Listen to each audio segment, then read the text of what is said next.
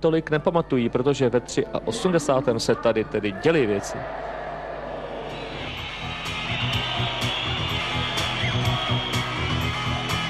Chovanec. A zkusil to po zemi a je to 1-0.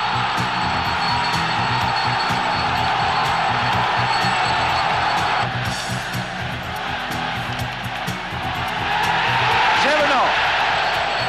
Čtvrtý rohový kop.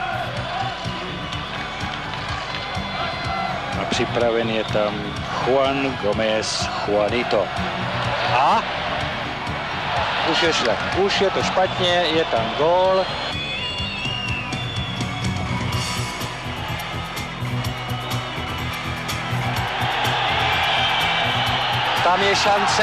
Tam je šance Procházkova, gól!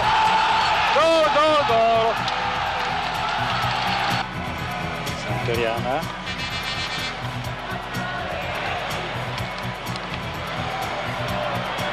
Juan José, to je nebezpečná situace. A jsou tam dva. A je to Juanito. Chovanec. A znovu.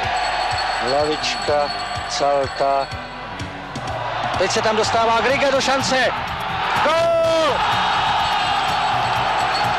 33. minuta. Tedy